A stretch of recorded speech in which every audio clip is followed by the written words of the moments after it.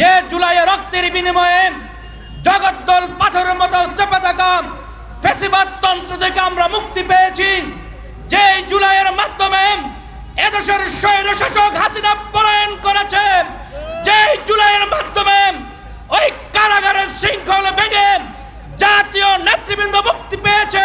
বিল আলামিন আসসালাতু ওয়াসসালামু আলা রাসূলিল আমিন ওয়া আলা আলিহি ওয়া আসহাবিহি আজমাইন।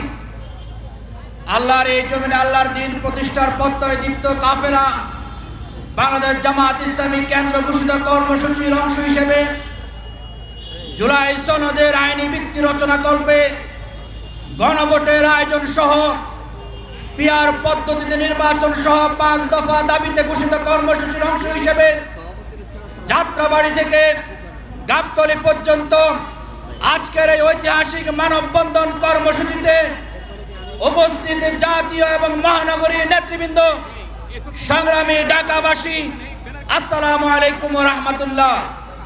সংগ্রামী ঢাকাবাসী, আপনারা জানেন ছাত্র জনতার ঐতিহাসিক বিপ্লবের মাধ্যমে যে জুলাই অর্জিত হয়েছে, ছাত্র জনতার ত্যাগের বিনিময়ে যে নতুন বাংলাদেশ তৈরি হয়েছে, আমরা বিশ্বাস করেছিলাম এই নতুন বাংলাদেশে বিশেষ করে জুলাই সনদের আইনি ভিত্তি রচনার জন্য আমাদেরকে রাজপথে নামতে হবে না। কিন্তু আমরা অত্যন্ত দুঃখের সাথে আমরা জুলাই সনদের আইনি ভিত্তি রচনার জন্য রাজপথে নামতে বাধ্য হয়েছি। যে জুলাইয়ে রক্তের বিনিময়ে জগদ্দল পাথরের মতো চেপে থাকা ফ্যাসিবাদ তন্ত্র থেকে আমরা মুক্তি পেয়েছি, যে জুলাইয়ের মাধ্যমে এদেশের স্বৈরশাসক হাসিনা পলায়ন করেছে, যে জুলাইয়ের মাধ্যমে ওই কারাগারের শৃঙ্খল ভেঙে জাতীয় নেতৃবৃন্দ মুক্তি পেয়েছে, সেই জুলাইয়ের আইনি ভিত্তি রচনা না হওয়া পর্যন্ত আমরা রাজপথ ছেড়ে দিতে পারি না।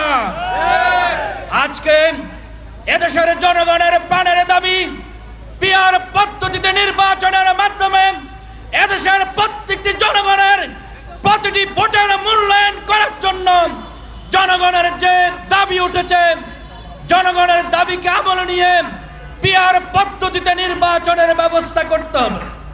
তার পাশাপাশি স্বৈরাচারের দোষর যারা ফ্যাসিবাদ তন্ত্র রাষ্ট্রের যেখানে যেখানে এখনো লুকিয়ে আছে, তাদেরকে চিহ্নিত করে গ্রেপ্তারের ব্যবস্থা করে তাদেরকে বিচারের মুখোমুখি করতে হবে। যে জুলাইয়ের মাধ্যমে জাতি মুক্তি পেয়েছে, এই জুলাইয়ের আইনি ভিত্তি রচনা না হওয়া পর্যন্ত আমরা রাজপথ ছাড়ব না। প্রয়োজনে আবারও রক্ত দেওয়ার জন্য রাজপথে নামবো, এই প্রত্যাশা ব্যক্ত করে আমার বক্তব্য শেষ করছি। বাংলাদেশ জিন্দাবাদ, বাংলাদেশ জামাত ইসলামী জিন্দাবাদ।